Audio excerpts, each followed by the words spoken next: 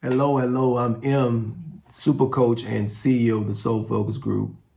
So excited. I'm so excited. I'm just excited about life. The more clarity I receive as I get more wiser and I put more things into practice that I already know. Because here's one thing to know something is another thing to put it into practice. If you think about just how much information we receive on a regular basis through social media, right now we are definitely in the information age. We are in the Aquarius, the Age of Aquarius, getting ready actually to go to the other side of the Age of Aquarius, which is the Age of Leo, because that's really the other side of the Age of Aquarius. The opposite side is the Age of Leo. And what does that mean? That means that it's time for new leadership. It's time for new voices to come out and show themselves. And so you're getting a lot of information, but really the information that you're receiving and the boatloads of information you're receiving. Let me share this with you first before you can put this in perspective. We were doing a workshop on, anti-racism workshop some years back, and we were working with a data research company. And they said one of their strategies that they had developed was if a company wanted to find out the truth about something that they didn't want that company to find out the truth about, they would send them stacks and stacks and stacks of data. Now, the truth was inside those stacks and stacks of data, but they knew they would become exhausted before they would ever get to the truth that's stacked in all that data. I said it to say this. We are bombarded with all sorts of information. We are constantly receiving boatloads and stacks of data and information. And somewhere in there is the truth, right? But meanwhile, we are sifting through all of that stuff to get to the truth. And I said all that to say this, that in the information age, in the other side of the information age, the shadow side, which is the age of Leo, the age of leadership, the age of a new voice being born, we are missing out on the direction that we need to be getting, not from someone, but getting from inside ourselves. Getting from inside ourselves. The new direction has to come from within, not without. Because as we keep getting information from without, what we keep doing is recycling what we already got.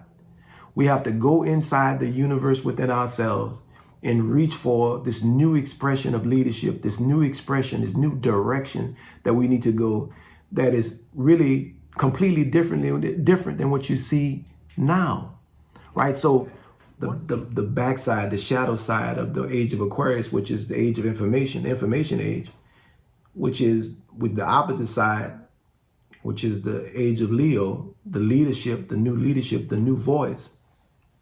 We're in that age too. And then I say it's the shadow side because the world is working to distract us from getting into and accepting our responsibility to listening to the direction from the inner world within ourselves for this new direction, this new leadership. So I was getting ready to say at the Soul Focus Group, we shifted our focus some time ago because of that reason. We understand, number one, that we can't keep fighting stuff, because all of these wars and fighting have only exacerbated whatever we say we were fighting against. So think about the war on drugs. The war on drugs did not defeat drugs. It just really expanded the spread of drug addiction and drug use and drug selling. Same thing with poverty. The war on poverty didn't get rid of poverty. Poverty became worse. Then we got a war on the homeless. Rather than seeing it from a different perspective, everything that we declare war on, quote unquote, out of a positive position, ends up only exacerbating it and making it worse than what it already is. Knowing this and learning from our history, learning from our past, learning from what things have worked and what things haven't worked, we realize that we could not continue to fight against racism, sexism, classism, and all these other forms of systemic oppression. We can't continue to fight against them because it's a setup. Fighting against them. Listen, if you fight all day long, if you fight 24 hours a day, at the end of the day, you won't have anything to show for it except for what you've destroyed or what you defended yourself against. But you have nothing to take the place of the thing that you're fighting against. Think about that for a minute. If you fight all day long with your partner, you will have nothing to replace what you destroyed in your relationship with. Because when you're fighting, you're destroying things. You're not creating things. So we decided to shift our focus from fighting against racism to creating human solidarity, to creating what we really want to experience. So instead of giving our energy to destroying and to focusing on what we don't want, because fighting is what you don't want. When you fight because you have to. And I'm going to acknowledge that in the beginning, there's a certain degree of fight that had to happen for survival.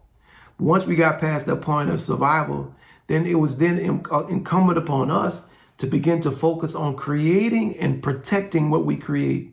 I'm going to say it again. Creating and then protecting what we create. Now, if we have been doing all this work all these years, from the civil rights movement, even before the civil rights movement, we stand on the shoulder of those who came before us. And standing on the shoulder means learning the hard lessons and the soft lessons. Some of the hardest lessons to learn is to be able to be critical about what wasn't working then, and it hasn't worked now, and it won't ever really work. Fighting is a measure of survival. It is for survival. It is a strategy that you have to apply. That is clear. But know this, at some point, if you do not shift to focusing on creating what you want to see and experience for yourself and your family and your people, then you won't have nothing to show for all those years of fighting against whatever you're fighting against. So we said, look, let's start galvanizing our energy, organizing our energy and our resources, and let's start creating the world that we want to see. Because one of the things that we realized as well was that the world that we were fighting for didn't even exist. Why? Because it's waiting on us to create it. It's waiting on us to create it. And yes, that means we got to change a lot of things. And those changes are going to make some of us feel uncomfortable because we've gotten used to an oppressive society. We've gotten used to, and we say, well, man has always been that way. That's our excuse that we give for saying, things never going to change, which is just your way of saying, I don't see a way around this. So I throw up my hands, I give up. So you give up, but you don't have the right to give up for everybody else. And what I mean by that, you can't give up for me. I realize and know that I have the power to create the realities that I desire. And I know collectively, even more so, we can speed this thing up if we collectively started working on creating what we desire to experience instead of fighting against what we don't want to experience. Listen, the universe is not interested in your sob stories about what you don't want. When you wake up every morning, the universe is constantly asking you the same damn question. And that question is, what do you want, Mahdi? What do you want, M? What do you want, Dustin? What do you want, Martin? What do you want, Stephanie? What do you want, Tirza? What do you want? It's constantly asking you, what do you want? It's not asking you what you don't want. Say, M, what you don't want this morning? Think about that. Hey, Dustin, what you don't want this morning? The universe doesn't care about that because it's prepared and it's working in your favor to give you what you desire. So you have to get clear about what you want and then start putting your energy into what you desire to experience, not what you don't want to desire, you don't want to experience. So fighting against racism is putting energy into what we don't want. What do you want? We want human solidarity. We want to be able to be free to be who we are.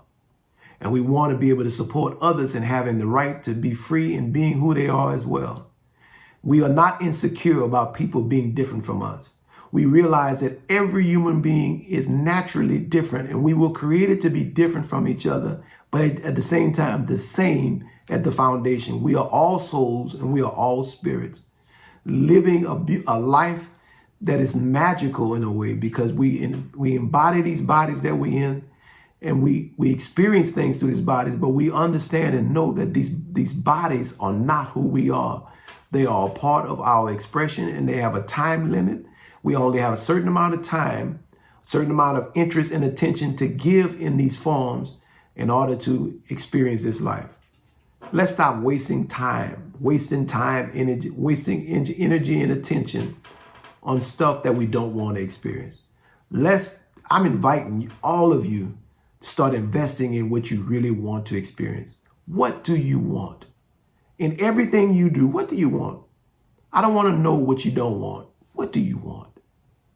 I'm M, super coach and CEO of the Soul Focus Group. Thank you so much for listening.